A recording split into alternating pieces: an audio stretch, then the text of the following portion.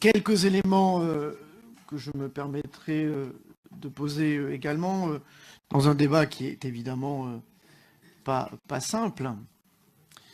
Néanmoins, personnellement, ce qui m'importe, c'est d'assurer, alors qu'arrive à échéance la gestion et les contrats de délégation, d'assurer une reprise en gestion publique. Je pense que ceci est partagé très largement. Et le sujet qui est posé derrière, c'est effectivement quel outil est adapté à cela, en fonction d'un certain nombre de sujets, cela a été dit par les uns et les autres, l'élargissement à d'autres types de stationnement,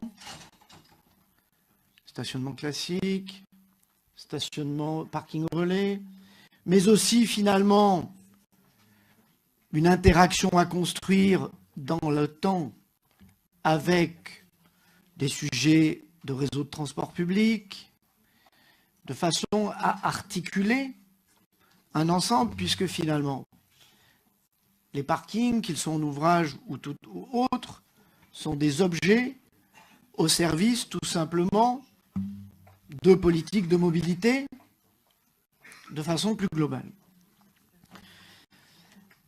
Assurer la reprise en gestion publique. Et c'est bien les mots que je pose.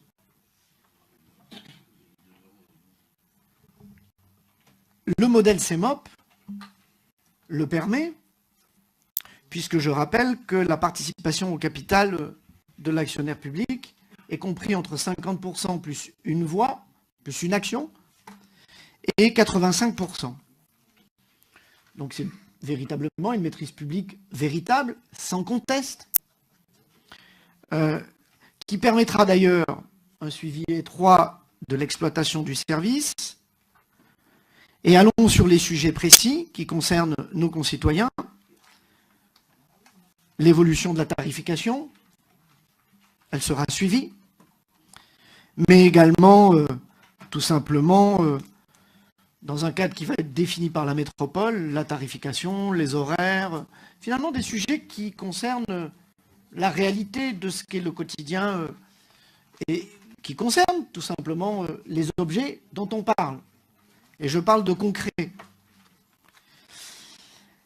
Et également l'assurance que finalement l'actionnaire majoritaire pourra tout simplement contrôler à la fois le suivi technique, financier, comptable de l'ensemble du sujet qui nous est posé.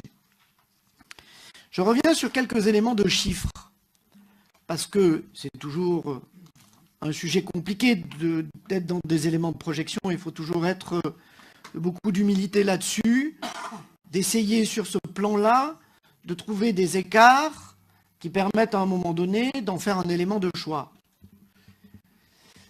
La réalité du choix entre SPL et CEMOP n'est pas aussi tranchée d'un point de vue financier. Lorsque l'on regarde sur la question des investissements, la projection CEMOP prévoit un investissement de 5,5 millions d'euros contre finalement 5,9 millions d'euros pour la SPL. 0,4 millions qui sont liés tout simplement parce que la SPL doit investir 0,4 millions de plus dans les PC, les logiciels, avec finalement peu d'effets groupes sur ces sujets-là. Car absence justement de partenaires industriels économiques qui peut être intéressant sur ces sujets. Même si, soyons modestes, 0,4 millions d'euros, ce n'est pas de nature à trancher durablement ou de façon ferme et nette. Par contre, les projections établies, et là j'ai un élément de divergence par le chiffre qui a été donné tout à l'heure, présenté tout à l'heure. Les projections établies permettent d'envisager des redevances annuelles de l'ordre de 2,9 millions en moyenne pour la SPL et non de 3,5 millions d'euros. Et ces chiffres-là, ce ne sont pas des chiffres que je sors moi-même de Mon chapeau, c'est tout simplement ceux qui ont été donnés à un moment donné par l'AMO sur ce sujet. Et cette différence-là fait qu'elle n'est que de 350 000 € entre finalement la SPL et le modèle CEMOP.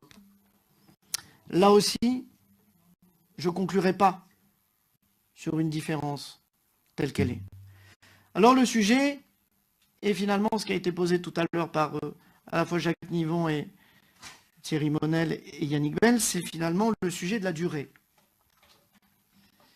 Le sujet CEMOP est un sujet qui a une naissance, un départ, une fin. Et en cela, c'est un outil, un contrôle d'une puissance absolue, de la puissance publique, sur tout simplement sa durée. Et donc, la capacité, le moment venu, finalement, d'en choisir une évolution, ou en tout cas de s'interroger sur l'évolution nécessaire. Et c'est vrai, tout à l'heure, Éric Piolle a raison d'évoquer ce qui a été fait à Bourg-en-Bresse par Jean-François Debat, avec un point particulier, c'est le sujet qui était évoqué, l'argument, c'est que c'est le sujet de l'intérêt de la courte durée, justement, et pas forcément dans un sujet de longue durée qui est posé. Et ce qui a été dit par Thierry Monel tout à l'heure pour l'exprimer, lorsqu'on est entre 4 et 6 ans, permet finalement à un moment donné, je dirais, de s'interroger dans la durée sur les synergies avec les partenaires institutionnels comme avec les usagers,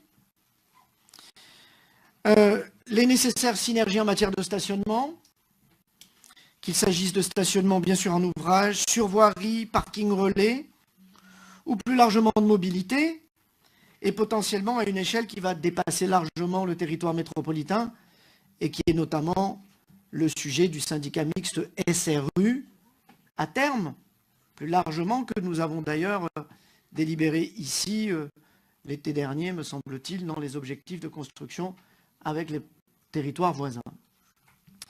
Donc oui, ce n'est pas facile. Ce n'est pas un sujet pas si facile, car encore une fois, le sujet n'est pas tranché. Je voudrais dire aussi que la CEMOP n'enlève en rien l'affirmation des principes du contrôle public. Elle ne l'enlève en rien. Il y a différents, effectivement, niveaux de contrôle public. Mais celui-ci qui est posé, notamment à entre 50% plus une action et 85%, permettra pleinement à la métropole d'assurer son contrôle sur une durée qui est effectivement la durée courte et qui est la clé, finalement, dans la construction de ce qui nous lie. Puisque nous allons aller vers des années sur cette séquence, où nous allons être de nouveau dans un sujet de mode de gestion des transports publics, et nous allons tout simplement poser, là aussi, je dirais, des sujets d'articulation de nos parkings relais, de cet ensemble-là. Alors, finalement, c'est un élément de souplesse plus contrôle pleinement public qui nous permet d'avoir la maîtrise de notre destin sur le sujet. Encore une fois, les éléments financiers aujourd'hui ne nous permettent pas de trancher de façon affirmée je dirais, finalement, du bon mode, en tout cas de celui qui serait très net dans cet argument-là. Donc il est évident que moi je souhaite appuyer sur je dirais ce mode de gestion CEMOP, et évidemment, j'invite, personnellement, je rejetterai l'amendement qui est proposé sur le schéma SPL pour tout simplement voter la délibération telle qu'elle a été préparée et présentée sur le modèle CEMOP.